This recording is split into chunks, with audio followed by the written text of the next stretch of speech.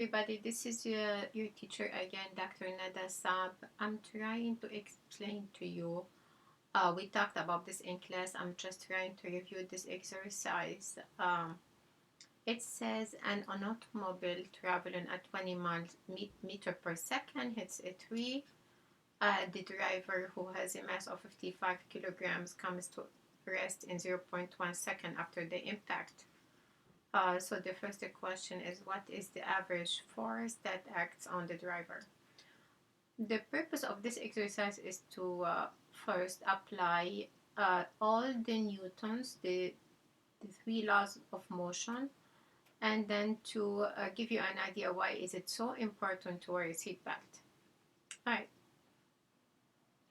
So when we look here, what do we have actually? So we have the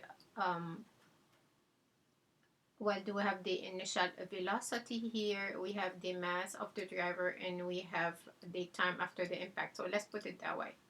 So let's say we have here a car moving, and then the driver is inside the car, and the car is moving at 20 meters per second.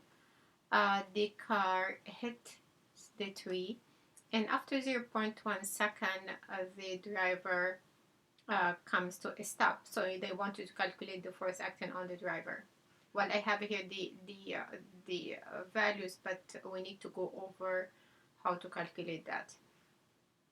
The most important thing for you to know is that even though the driver is sitting in the car, that his speed is the speed of the car. So if the car is moving at 20 meters per second, the driver is also moving at 20 meters per second.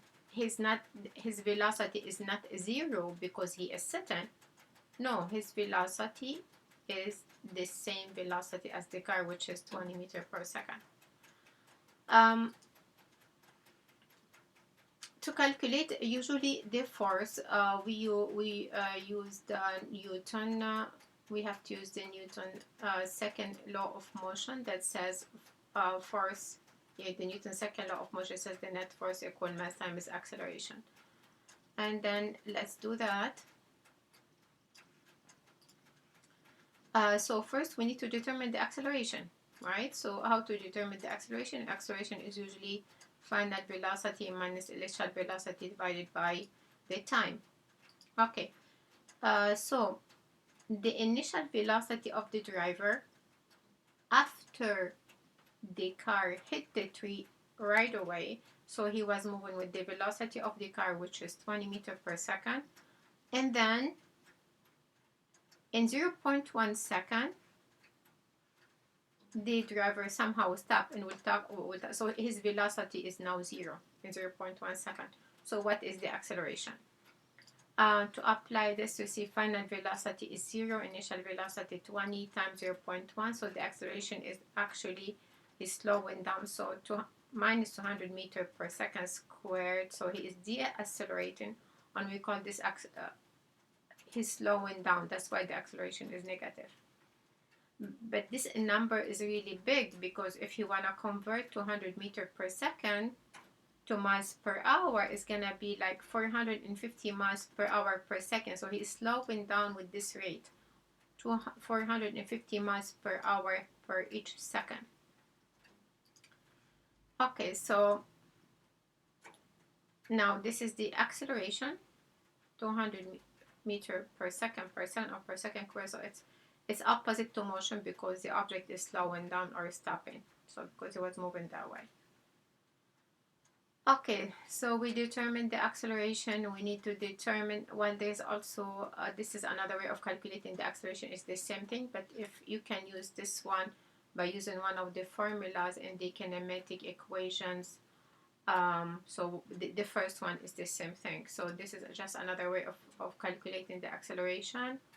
So this is final velocity, initial velocity is 20, final velocity is 0 because he comes to a stop here. Comes to rest. Rest here means that the final velocity is 0. So it comes to a stop. And then how to solve this? You minus 20 on both sides, and then you get to the same answer. Okay, so this is the acceleration. We wanted to know the force, and then we apply Newton's second law of motion. The net force equal mass times acceleration. His mass is 55 kilogram. So times the acceleration will be 11,000 Newton minus 11,000 Newton. Okay, so in other words, the driver, after the car hit the tree, the driver inside the car, if he is not wearing the seatbelt, he will continue moving with the same speed of the car, 20 meters per second, until something stopped him. And unfortunately, what's gonna stop him is the window, right? So he's gonna hit the window, and the window is the thing that's gonna stop him. So he's gonna hit the window with a force of 11,000 Newton, and then according to Newton's uh, according to Newton's third law of motion, all forces come in pair, action reaction pair of forces. So when he hit the window with 11,000 Newton, the window is gonna hit back on him with the same force in opposite direction. Okay. So it's just an enormous force. So that's why the person gets injured. Okay. So the distance traveled by the driver. So for the distance x here, we can use any of the three equations here. Let's use the easiest one, which is usually this one. So we have the initial velocity, we have the final velocity, and we have the time. We can put the information in here. And then when we do this, all the way we get to the displacement, or the distance traveled, is 1 meter. Okay, so we're talking about the driver. Remember, the driver inside the car. So this what happened. The car is moving, hit the tree, the car stops. Nothing is stopping the driver. If he's not wearing a seat, but he'll continue moving with 20 meters per second until the window, and he hit the window with a force of 11,000 Newton. The window will hit back on him with the same force and get injured. So this is Newton's third law of motion. And then inside the car, he'll be traveling like 1 meter, and then the acceleration is a huge acceleration because it just stopped within a very short period of time, 0.1 second. Okay. That's it. That's all. So guys, it's very important that you wear your seatbelt because of that reason. And then we were able to apply show you here how the Newton's law of motion are applied. Okay.